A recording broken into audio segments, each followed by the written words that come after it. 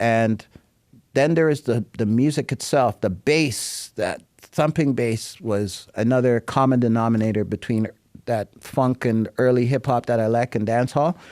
And it was very easy to kind of switch over. At one point in time, the last Saturday of every month of my radio show, it was every Saturday from 1 to 4. It was all dancehall. And I was waiting for people to kind of say, what the hell are you doing? But nobody did. People liked it because dancehall now was the next thing. Right. And eventually I got so absorbed in it that one day David Kingston, who did the top reggae show on CKLN, he left the station and the program director had me filling in from when he wasn't there the odd time before. And eventually they gave me that show, and that's how Reggae Mania Radio was born. Yeah. So that became like the next 10 years for me, doing sound clashes and... Yeah. Well, that's great. I mean, let's stay on that for a second, because there's a couple of things you mentioned. So there was that becomes Reggae Mania. You also told me the story that when you first started at Ryerson Radio, you had tried to play funk and tried to play black music, and you didn't fit into the programming of the radio station, so they don't want you there, and then you have to kind of fight your way back to the door, and you end up having this, like, by the way, unbelievably influential radio show. But since the 80s and the 90s, we've seen the first two black-owned radio stations in Canadian history make a name for themselves. You got Flow 93.5 FM, and you have G 98.7 FM. That's 20 years combined of black ownership. So G 98.7 recently became Flow 98.7. But just broadly, like, what are your thoughts on the legacy of black-owned radio in Canada? Big question. No, I'm right in there with that question. I mean, I studied radio and television in Ryerson, and there is some value to having a degree in that, even though when those stations formed, the one thing I was disappointed in was nobody there had a broadcasting degree. They chose to, I guess, have a league of broadcasters that represent a different mindset. So they took the best MCs and DJs from our DJ street culture and put them on the radio.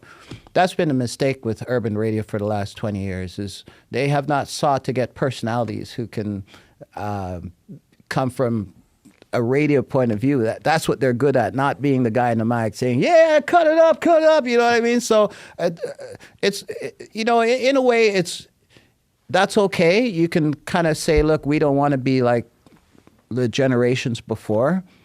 I think also Canadian radios is a little gutless, commercial radio, that is, only because I think and it's a very Canadian characteristic, but we are followers instead of leaders. I don't know what artists I can say that Canadian radio's ever broken, but American break their artists all the time. Including the break of Canadian artists. Yeah, that's what I'm talking about. We break more American artists than we do our own artists. Yeah. No radio station programmers to currently, if you're a program director at a radio station that has an ability to squeeze in more black music, then I haven't seen anyone really take a lead and say, I'm going to stand behind this artist or that artist because they're really good, and they know it in their heart that they can use their power to influence and change the demographic and create more sales and create a superstar out of Canada. I mean,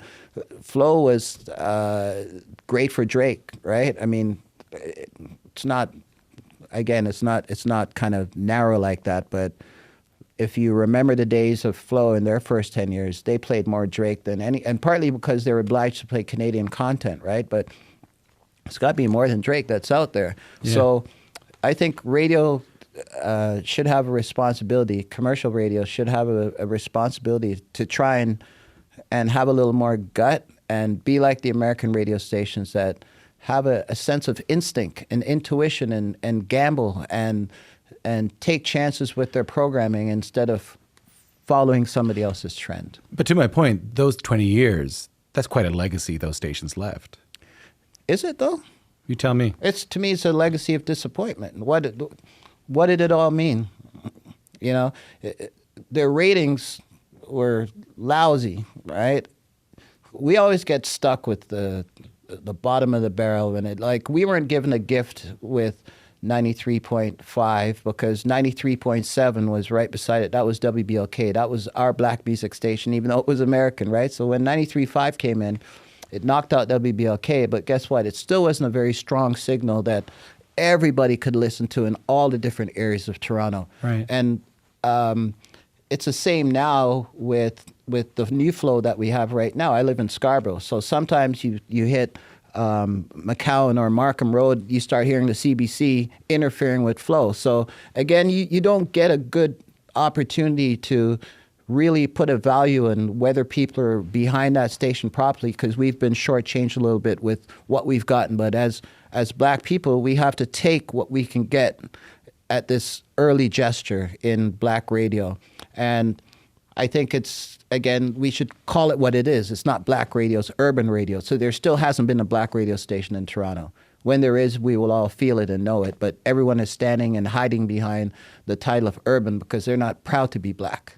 They want to. They think it's more righteous to not see color right now. Again, it's a kind of a washed out generation. I was raised with a level of consciousness, so I'm proud of where I come from. I'm proud of my blackness. But now it's like, don't talk about it, and maybe you'll get promoted a little faster or something like that. So, you know, I have a very, what's the word? I'm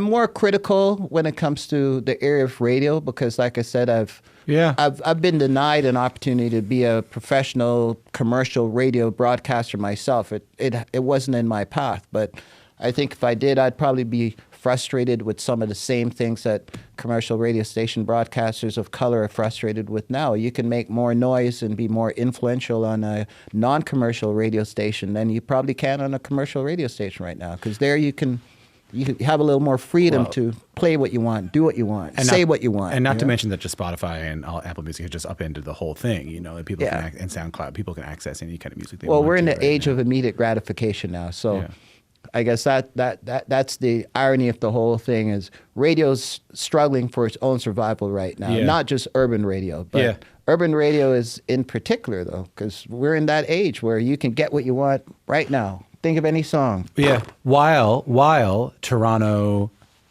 hip hop and R&B artists are among the biggest biggest pop artists in the entire world. Mm-hmm. The few that have squeezed through the bottleneck, But then there's another 100,000 that's not being heard that are really, really good. Yeah. That's the irony. We need more than Justin and Drake and The Weeknd to be in that bottleneck. You know what I mean? There's more talent. So why can't Canadian radio stand behind it? Trust me, if tomorrow an American radio station started playing one Canadian artist over and over and over, all of a sudden we'd be like, hey, maybe we should be doing the same thing. But we should be doing that first, Tales all this time. They live here. They need our support. You know, come on. Out of all the songs that have been put out, don't tell me that there hasn't been a single song that didn't deserve to be championed like that. Okay, but radio aside, like, I am struck by a couple of things here. One is that you were telling me you have to go to New York to track down hip hop records and bring them back in the 80s. You told me stories about, like,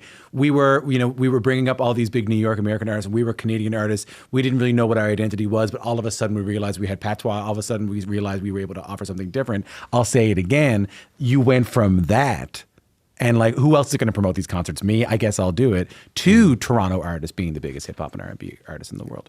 Took a long time, though. Remarkable, though. Yeah, I mean, these kids today, they didn't live through the suffering age, right? They weren't there during that sufferation period. But think how hard it is for your morale. I mean, some artists missed their opportunity because they got old in those 15 years that went by where there were no Canadian records being made, or none that were made that were making noise, you know, just the whole fascination period.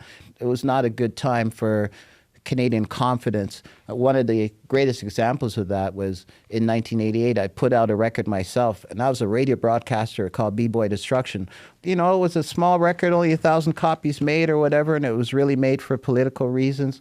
I look back now and I say, where were all the other artists? Because I don't remember what else came out that year on vinyl that was made in Canada. And that was 1988, and that wasn't so long ago in my head anyway.